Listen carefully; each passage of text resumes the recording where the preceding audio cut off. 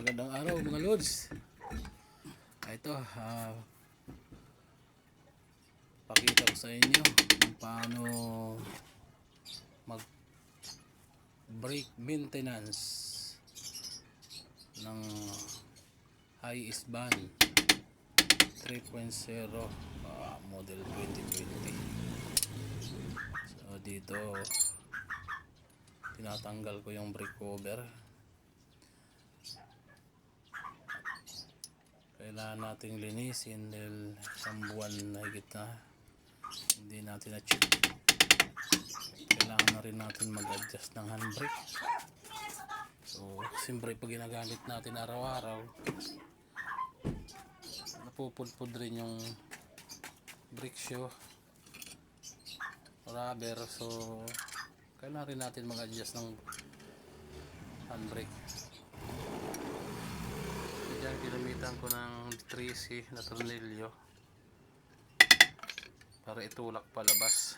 Pag ganyan loads na tinatanggal natin yung brake cover, gamit tayo ng tornilyong D3C para itulak palabas yan. Sabay pukpuk ng dandahan. Kasi kung hindi natin gagamitan ng tornilyo yan, ang hirap tanggalin yan.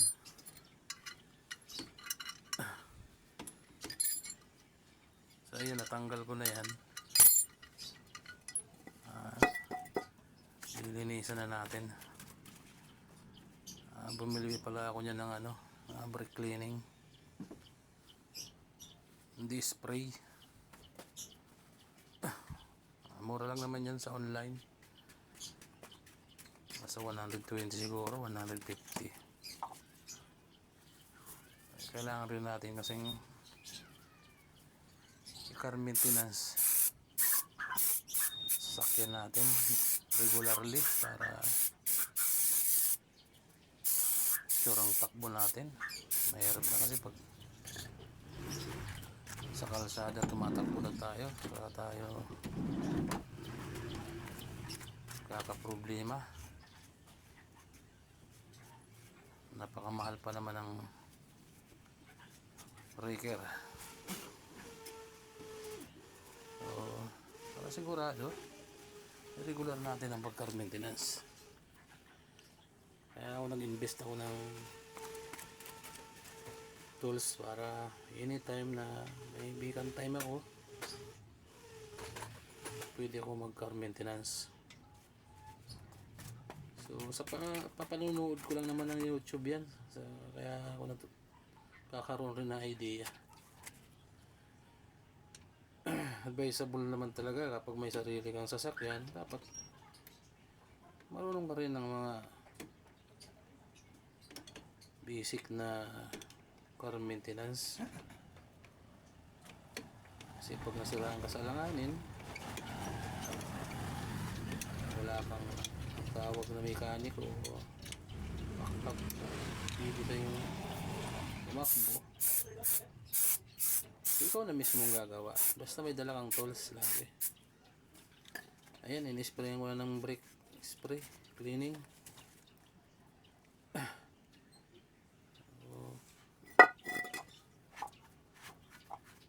Ayan, okay na.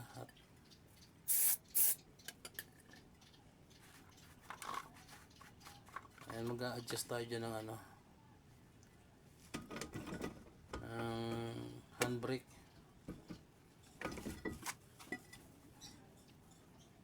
Medyo malalim na yung handbrake handle. So kailangan natin i-adjust. Kasi kung ibabayad natin yan sa mekaniko, ay mababa ng 500 yan. Libor. So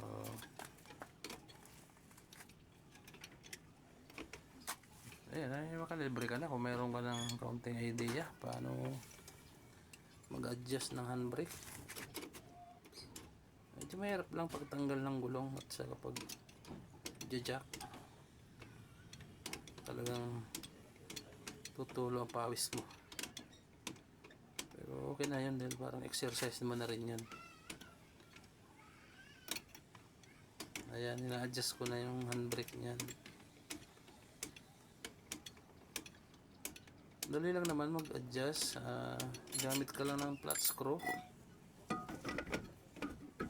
Kung mayroon dyan na maliit na parang gear, yun yung sisikwatin mo ng flat screw. Tapos pag-adjust mo, handbrake release mo, then testing. So yan, sa kabila naman yung isa na gulong. So sinabay ko na kasi yung pag-jack. Bali dalawa yung jack gamit ko. Ayun mga loads yung ginamit kong D13 na tornilyo. Yan sabi kong tumutulak palabas yung brake cover na yan.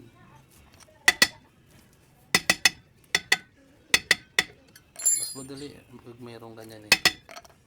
Konting habang iniikot mo, konting pupuk-puk, dandan lang, napukpuk. Siguraduhin nyo lang na kapag tinatanggal nyo yung brake cover na naka-release yung handbrake, para mas madali mo may tulak palabas.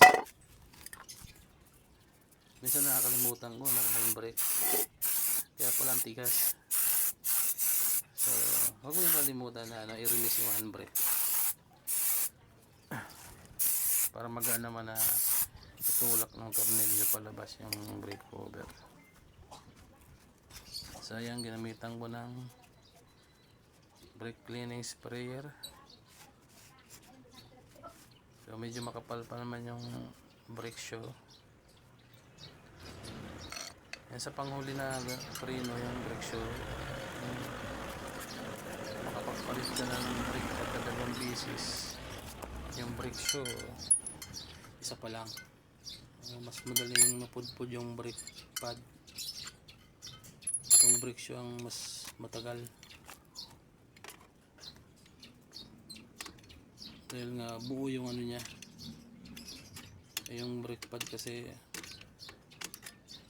kaunti lang yung preno niya na kumakapit. Ay ito panghulihan buo eh. So kaya medyo matagal-tagal siyang mapudpud. O ganyan lang paglinis mga loads ng preno. Bili ka lang ng ano, brake cleaning. Ayan dyan, mag-a-adjust na ako ng ano, handbrake. So pag-adjust, release handbrake mo, then testing ikot-ikot. Saka mag-adjust ka kung kulang para sa'yo, adjust ka ulit. Ganun lang. Testing lang. Pag mag-isa ka, sa'yo lahat. Kung mayroon ka kasama sana, pwedeng taga handbrake, ikaw yung mag-ano, testing ng. Salamat mga lods.